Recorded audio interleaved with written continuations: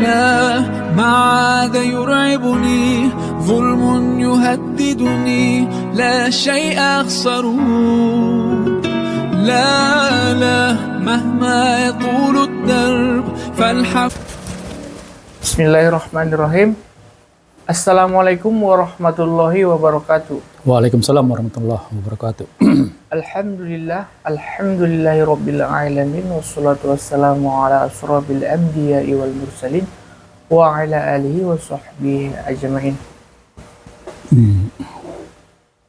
Pemirsa Kifah Channel yang dirahmati Allah, alhamdulillah berjumpa lagi kita di acara Kifah Talk Show bersama Kifah Channel, yang mana kita akan membahas tentang berita-berita yang terbaru saat ini. Pemirsa Kifah Channel, bagaimana kabar Anda? Semoga dalam lindungan Allah Subhanahu wa taala. Amin. Alhamdulillah telah berada bersama kita narasumber kita, Ustadz Saripudin Caniago. Assalamualaikum Ustadz. Waalaikumsalam warahmatullahi wabarakatuh. Bagaimana kabarnya Ustadz? Alhamdulillah baik. Alhamdulillah. Pada pertemuan kali ini kita akan mengangkat tema pemerintahan baru, harapan baru. Tidak lama lagi rezim pemerintahan Jokowi akan segera berakhir. Tepatnya pada tanggal 20 Oktober 2024. Rezim pemerintahan baru yang di bawah Presiden Prabowo Subianto pun akan segera dibentuk. Pertanyaan Ustadz, bagaimana pandangan Ustadz tentang pergantian pemerintahan ini? Ya. Bismillahirrahmanirrahim. Assalamualaikum warahmatullahi wabarakatuh. Waalaikumsalam. Alhamdulillahirabbil alamin wassalatu wassalamu ala asrafil anbiya'i wal mursalin wa ala alihi wa sahbihi ajma'in. Asyhadu an la ilaha illallah wahdahu la syarikalah wa asyhadu anna Muhammadan abduhu wa rasuluhu allazi la nabiyya ba'da. Ya, bertemu lagi kita ya dengan Kifah talkshow kita pagi ini. Ya, Ustaz. Tadi sudah disampaikan dia materi yang akan kita insyaallah kita kupas di sini tentang adanya pergantian pemerintahan dan kemudian harapan pada pemerintahan yang baru nanti ya. Nah, jadi kalau ini kan dia Presiden Jokowi, karena dia sudah sampai pada batas bisa menjabat sudah 2 periode, sehingga kemudian dia tidak bisa menjabat lagi, maka di sini tentunya dalam dia akan ada pergantian pemerintahan ya. Dan ini sudah selesai pemilunya dan sudah terpilih yang akan menggantikan dia nanti adalah Prabowo Subianto ya, sebagai presiden terpilih dengan wakil presidennya Gibran Rakabuming Raka ya, yang itu adalah anak sulung dari Presiden Jokowi sendiri ya. Jadi kalau kita melihat dari segi tentang harapan baru tadi ya, harapan baru tadi memang dia dalam setiap pergantian kepemimpinan itu tentu landasannya itu adalah rakyat itu di situ hanya satu, harapan mereka itu mereka ada harapan perbaikan ya, ada perbaikan. Maka harapan baru itu artinya dia harapan agar ada perbaikan di kondisi rakyat di negeri ini ya. Nah, namun ketika kita melihat ini ya, melihat bahwa yang ternyata yang menggantikan Jokowi ini adalah Prabowo Subianto, yang di dalam banyak kesempatan selalu dia bilang dia ingin melanjutkan seluruh kebijakan-kebijakan dan program-program yang sudah dilaksanakan oleh Presiden Jokowi. Tentunya harapan itu menipis. Mulai menipis dia ya. Nah, bagaimana kita akan mengharapkan sesuatu yang kita lihat dulunya itu ketika kebijakan itu dilaksanakan tidak mendatangkan kesejahteraan, kebaikan kepada rakyat, dan ini yang akan diteruskan ya. Tentu ya dalam logika sederhana kita sendiri kita mengatakan ya harapan apa yang akan ada gitu kan.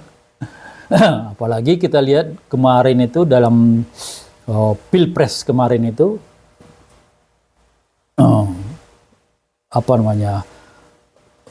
menangnya Prabowo untuk mendapatkan suara terbanyak itu di apa namanya disertai dengan berbagai hal-hal yang negatif ya tentang kecurangan dan kemudian tentang ini lagi tentang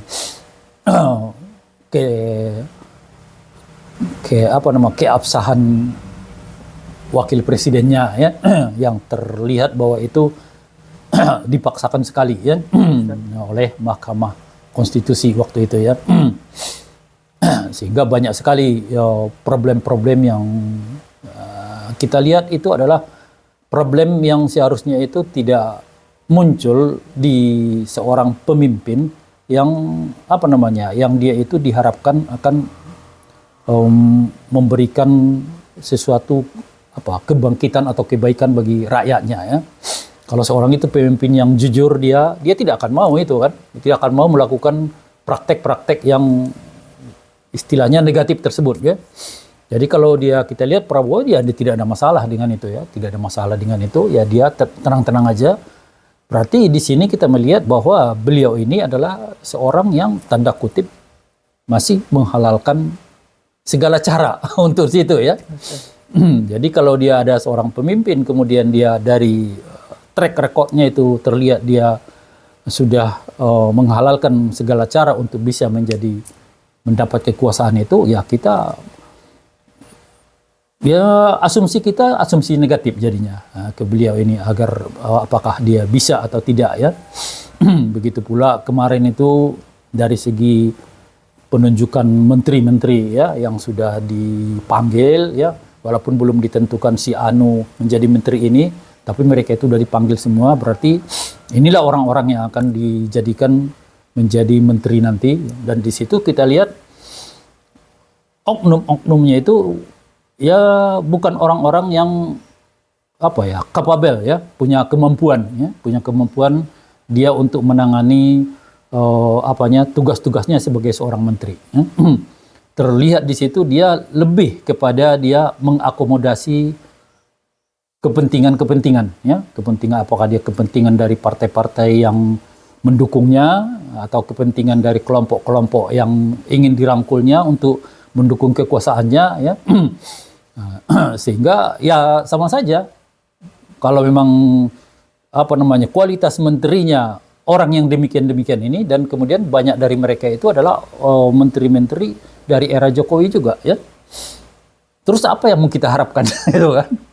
Apa yang mau kita harapkan ya? Seperti umpamanya ada seorang pakar ekonomi Bung Ihsanuddin Nursi ya. Dia mengatakan dengan kondisi kita yang sangat buruk sekarang ini, maka dia semestinya para menteri-menteri yang diangkat oleh presiden yang baru ini adalah para menteri-menteri yang bisa membuat sebuah program-program yang abnormal katanya. Tidak bisa lagi hanya biasa-biasa saja. Kalau mereka masih biasa-biasa saja ya tidak akan ada akan ada perubahan yang berarti ya di dalam negeri ini. Jadi dari banyak permasalahan itu kita melihat ya sulit kemudian kita mengharapkan adanya perubahan dalam artian ada kebaikan ya. Perubahannya itu yang paling yang kita lihat ada perubahan oknum sosok. Kemudian yang nanti akan yang foto yang terpajang di dinding-dinding apakah instansi-instansi berubah. Itu dia berubah gitu kan. Tapi dari segi ininya ya saya rasa tidak ada perubahan dan ini bukan suara dari kita saja. Banyak pengamat-pengamat juga sudah mengatakan kepesimisan tersebut ya. Untuk adanya perubahan ini ya. Nah, ini mungkin gambaran awal tentang ini.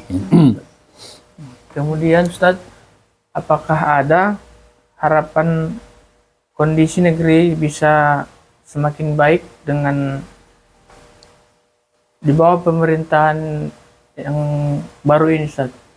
Ya tadi itu ya. Tadi sudah kita melihat latar belakangnya demikian. Kemudian kita melihat kan di negeri ini kan yang diterapkan itu demokrasi ya. Nah, dalam sistem kenegaraannya demokrasi. Nah, dan kalau kita melihat dari di Prabowo ini, apa yang disampaikannya, apa yang ingin diupayakannya itu justru bertolak belakang dengan demokrasi ya. Salah satunya adalah dia ingin merangkul seluruh partai ya, yang ada di DPR ya, agar kemudian bersatu dengan pemerintah. Jadi sebenarnya itu dia sudah pelanggaran terhadap demokrasi, demokrasi mereka sendiri gitu kan. Sehingga ya itu ke depannya nanti kita akan melihat pemerintahan ini akan menjadi pemerintahan yang apapun yang diinginkannya akan jalan ya. Karena tidak ada lagi kekuatan yang bisa untuk menghentikannya ya. Karena semua sudah menjadi pendukungnya dan ininya semua ya. Dan kalau kita melihat di sini ada lagi persoalan kedua yang kita melihat bukan dari segi sosoknya saja. Persoalan kedua itu dari segi sistem ya. Nah, sistem. Dan dari segi, kalau kita melihat dari segi sistem ini akan lebih luas ya. Lebih luas karena sistem itu ternyata dari kemarin itu waktu Pilpres ada 3 kandidat ya. Calon presiden, wakil presiden itu ternyata 3-3-nya itu mereka masih akan ketika mereka berkuasa akan tetap melaksanakan sistem yang kita terapkan saat ini, yaitu sekularisme, demokrasi, dan kapitalisme ya. Dan kalau kita melihat secara ilmiah ya, secara ilmiah 3 sistem ini adalah sistem yang buruk ya, yang buruk. Buruk dari sisi apakah dia akan mampu memberikan kesejahteraan, keadilan, dan kemakmuran bagi rakyatnya. Kita tahu seperti umpamanya sekularisme, dia itu adalah sistem yang menjauhkan manusia dari agama ya. Nah, misalkan fasuluddin anil hayah ya. Jadi bagaimana kemudian sebuah masyarakat atau rakyat itu oleh sistem itu kemudian dijauhkan dari agama, tentu kondisi kepribadian dari rakyatnya itu akan jauh dari norma-norma agama ya. Itu buruk ya, buruk. Begitu juga dengan demokrasi ya. Demokrasi itu di mana di situ dia prinsip utamanya adalah kedaulatan di tangan rakyat, yang artinya itu yang membuat hukum itu adalah rakyat melalui perwakilannya di parlemen ya. Ya berarti dia yang membuat hukum itu manusia. Sementara manusia itu adalah makhluk yang punya keterbatasan ya. Keterbatasan ilmu, keterbatasan pengetahuan dan segala macamnya ya. Dan kemudian mereka itu orang-orang yang selalu melihat sesuatu itu dari kepentingannya, kepentingan dirinya, kelompoknya, dan lain-lainnya. Sehingga kemudian bisa kita lihat undang-undang atau aturan-aturan yang dikeluarkan dalam sistem demokrasi ini adalah undang-undang yang pasti mempunyai banyak cacat, mengikuti dari si pembuatnya yang punya batasan-batasan tadi ya. Dan itulah yang terjadi ya. Dan kalau kita melihat kemudian demokrasi itu adalah sistem yang bisa kita bilang sistem yang selalu gaduh ya, gaduh. Kenapa dia gaduh? Karena di dalam demokrasi itu ada yang disebut dengan kebebasan berpendapat, kebebasan bersikap dan segala macamnya ya. Jadi kalau sudah ada namanya kebebasan berpendapat, maka kemudian setiap orang bisa menyampaikan pendapatnya dan bertahan kepada pendapatnya itu, sehingga kemudian terjadi aja atau akan terus terjadi keributan-keributan ya. Dalam skala politik dan skala masyarakat sendiri pun, di tengah masyarakat akan terjadi keributan-keributan. Karena dia penentu baik dan buruk itu menjadi di dalam demokrasi itu menjadi tidak ada sandaran bakunya ya. Nah, siapa kemudian yang dia mendapat dukungan yang paling banyak, maka suara dia dianggap benar. Walaupun itu bagian orang lain melihat itu salah, itu benar ya. Nah, itu dia. Maka dia di sistem ini ke sistem yang selalu gaduh. Itu kita melihat di dalam negeri kita selalu ya terjadi kegaduhan politik ya di tengah ini, perseteruan politik, sehingga yang terjadi itu semua hal itu disangkut pautkan dengan politik ya. Pokoknya dia hukum itu disangkutkan dengan politik, sehingga kemudian yang menjadi sasaran untuk dihukum itu adalah orang-orang yang berseberangan dengan secara politik dengan penguasa ya. Nah, seperti KPK umpamanya, KPK itu dia seharusnya memberantas korupsi, tidak pandang bulu siapa orangnya. Akhirnya kemudian karena dia terjadi kegaduhan pro kontra, itu kemudian digunakan oleh penguasa untuk menangkapi orang-orang yang ini ya, koruptor-koruptor yang mereka berada dari pihak yang berseberangan dengan pemerintah. Ya. Terjadi kegaduhannya, dan orang-orang ini nanti akan mengupayakan agar mereka bisa menggulingkan pemerintah ini. Ya. Jadi itu yang terjadi terus ya. Jadi dia ada begitu lagi dia dalam sistem satu lagi tuh yang kita terapkan kapitalisme tadi ya. Nah, di mana di situ dia kapitalisme itu dia membuat kekayaan yang ada itu di dalam negeri itu bertumpuk pada segelintir orang ya, sementara yang lainnya kesulitan ya. Itu yang sangat terjadi yang kita kenal dengan saat ini dengan sebutan para oligarki ya, oligarki. Mereka tidak cuma menumpuk kekayaan, tapi mereka juga mencengkeram para penguasa ya, dengan kekayaan, dengan uang mereka itu, untuk kemudian penguasa itu membuat aturan-aturan atau kebijakan-kebijakan yang justru hanya mementingkan atau menguntungkan mereka. Ya. Sehingga di sini rakyat itu terabaikan ya. Jadi dia walaupun ada kita bilang kita ada wakil kita di parlemen, tapi wakil kita itu yang pertama dia itu tunduk kepada partainya ya, pada partainya ya. Apa yang kemudian menjadi suara partainya itu adalah suara dia. Jadi bukan orang yang merdeka mereka. Kemudian keduanya mereka itu tunduk kepada kepada para oligarki ya. Nah, kalau umpamanya ada dia pembahasan undang-undang, maka di sana itu akan menggelontor uang dari para oligarki ke anggota dewan itu agar undang-undang tersebut dimuluskan ya, diloloskan ya. Sehingga kita melihat di sini ya, rakyat itu secara keseluruhan itu tidak lagi terurus ya di dalam sistem yang model begini. Jadi kalau memang ini sistemnya ya, ini kemarin tiga kandidat di Pilpres itu tiga-tiganya akan menerapkan ini ya. Jadi sebenarnya siapapun, ya walaupun bukan Prabowo ini salah satu dari dua lagi yang lain itu pun yang menang, ya sama saja. Mereka akan tetap berjalan di dalam sistem yang buruk ini ya. Jadi dari sisi ini ya, dari sisi sosok tadi kita sudah melihat dari sisi sosoknya Prabowo ya, dia hanya ingin melanjutkan ya, persoalan-persoalan di dalam negeri ini sudah sekian sudah menumpuk sekali, utang yang sudah mencapai hampir 9.000 triliun. Dan kemudian ada lagi program-programnya yang program itu dia tidak membawa kebaikan kesejahteraan bagi rakyat, tapi mengeluarkan uang yang sangat banyak, seperti program makan siang gratis ya. Itu kan tidak membangkitkan itu kan.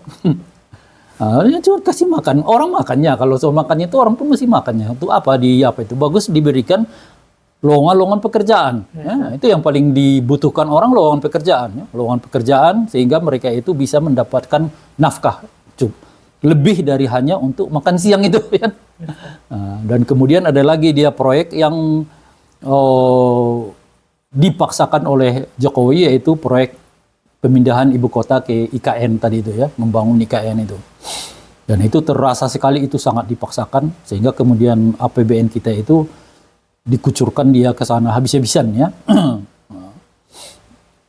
Dan ini ya, kalau ini diteruskan, maka dua program ini saja sudah sangat menyita pengeluaran APBN kita nanti ke depannya. Jadi apalagi yang mau dipakai untuk mengurus masyarakat. Nah, sehingga masyarakat itu akhirnya ketika negara tidak punya lagi dana untuk mengurusi masyarakat, maka kemudian masyarakat itu yang diminta untuk mengurusi diri mereka sendiri. Nah, kita lihat dalam kesehatan, kita disuruh mengurusi diri kita sendiri dengan adanya BPJS.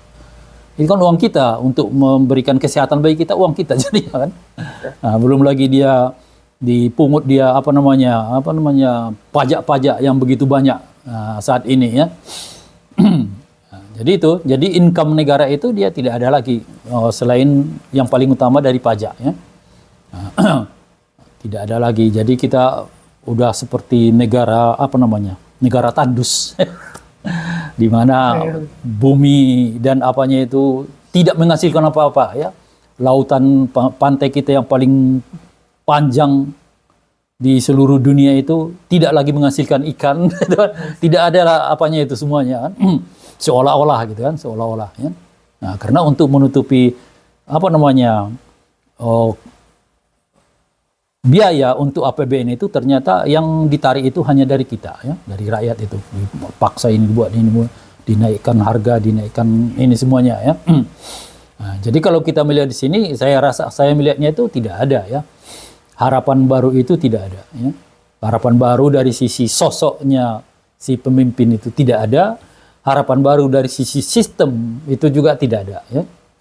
Nah, jadi kita berharap, makanya saya lihat itu ada komentar dari di medsos ya mengatakan bahwa tahun 2045 Indonesia not found gitu kan. Jadi maksudnya negara Indonesia itu tahun 2045 itu sudah tidak ditemukan lagi di peta gitu kan. Bukan pulau-pulaunya masih ada, negaranya itu sudah tidak ada lagi. Bubar gitu istilahnya. Nah, itulah saking kelamnya masa depan kita ya. Kalau dia bubar itu kan bisa dibilang umpamanya dia nanti apa namanya para provinsi itu pecah gitu kan. Jadi negara. Nah, mereka enggak lagi karena hutang itu sudah menumpuk, mereka keluar dari situ kan. Kenapa kami harus dibebani hutang-hutang begini ya? Umpamanya Aceh dia keluar dia nggak mau tahu saya itu hutang Republik Indonesia. Kami bikin negara sendiri kami ya, sehingga mereka terbebas dari hutang-hutang itu ya. Begitu juga yang lain-lain nanti ya. Habislah Indonesia itu hilang ya. Jadi sangat mengerikan sebenarnya masa depan kita ya, kelamnya sekali ya. Itu mungkin ya menurutnya. Terkait yang Ustadz sampaikan tadi tentang kondisi buruk dan sistem yang buruk. Kemudian sistem apa yang pantas diterapkan saat ini, Ustadz? Ya, jadi kalau umpamanya saya sampaikan tadi kelam sekali itu kan, itu apa namanya? Itu bukan untuk mengapakan bahwa kita itu sudah berputus asa ya, tidak ada harapan gitu kan? Bukan begitu ya.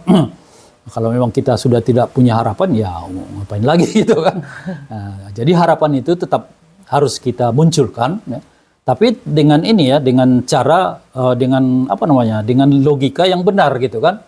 Bukan hanya harapan itu bertumpu kepada asumsi-asumsi yang tidak punya pijakan ya. Seperti orang yang mengatakan, kita masih bisa dengan penerapan demokrasi ini, kapitalis ini, kita masih bisa bangkit. Itu kan dari mana apanya kan? Nah, dari mana sisi ilmiahnya akan bisa bangkit dari situ kan?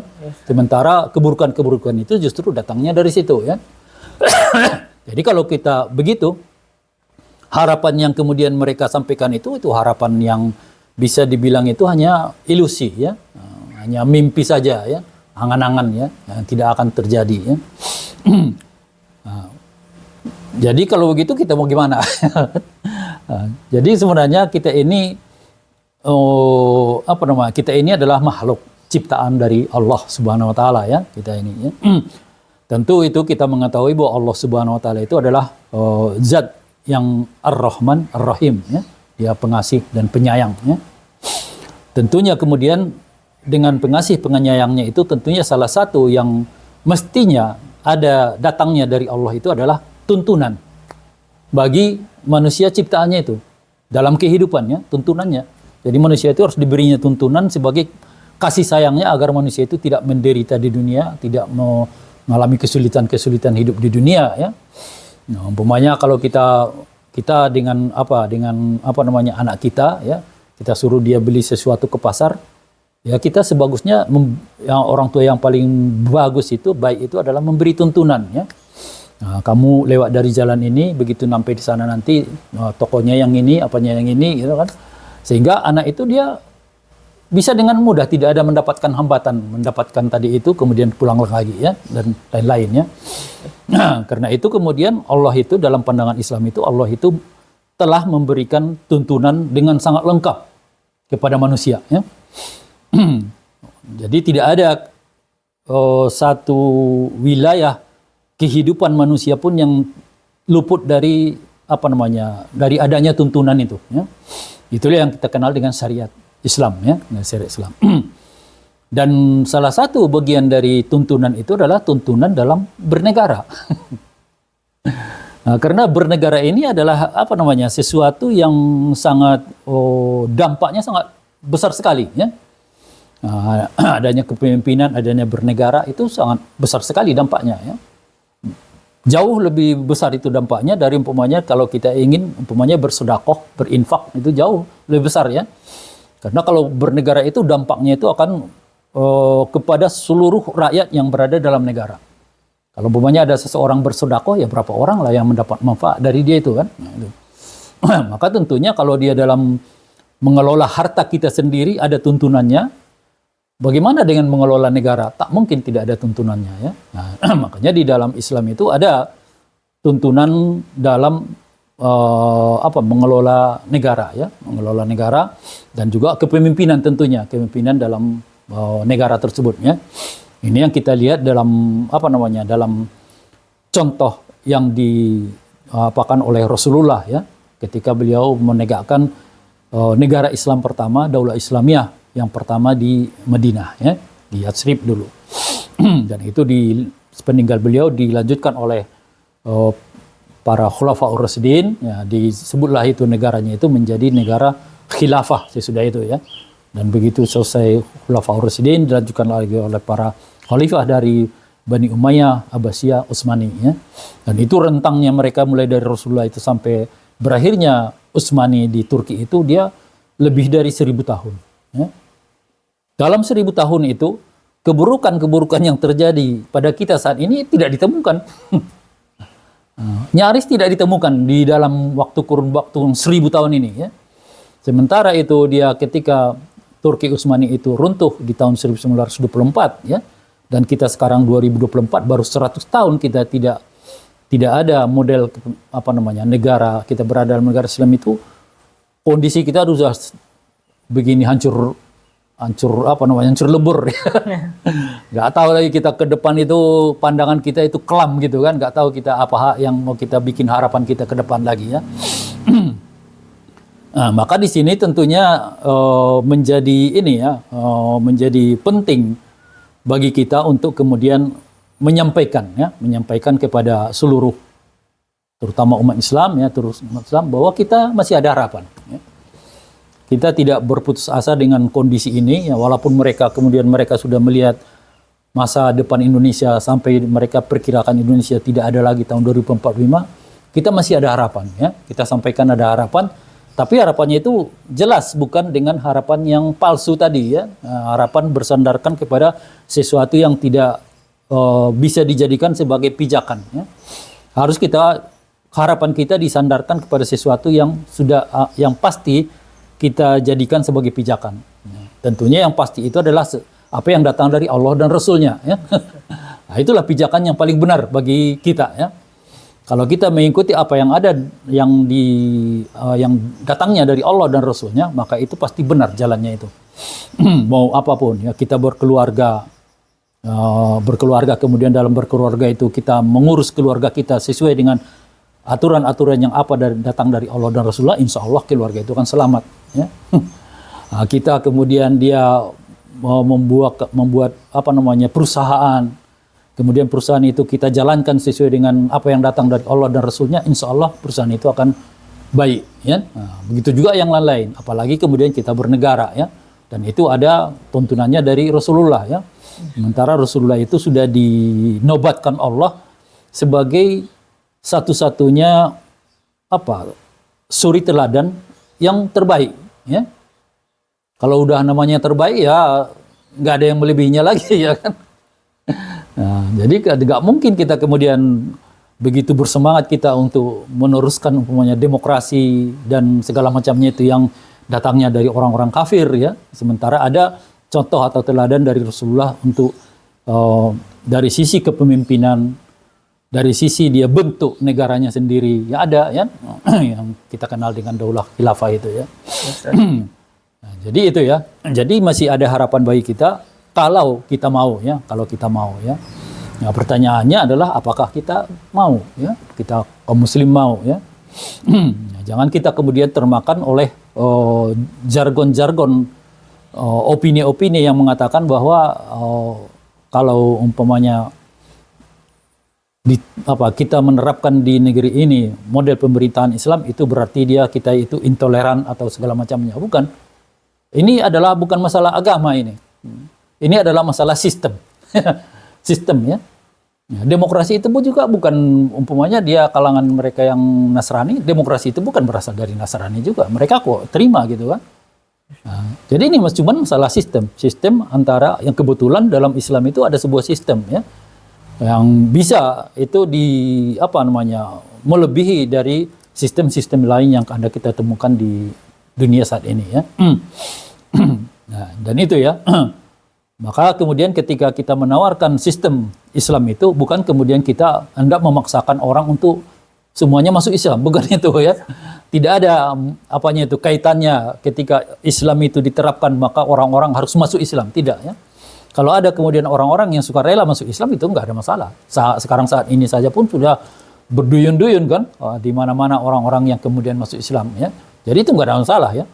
Tapi kalau dia ada asumsi bahwa pemerintahan kita pemerintahan Islam maka seluruh harus ada paksaan untuk masuk Islam, itu enggak ada ya. Dalam Islam itu ada la ikraha fid din ya, tidak ada paksaan orang untuk masuk kepada Islam ya.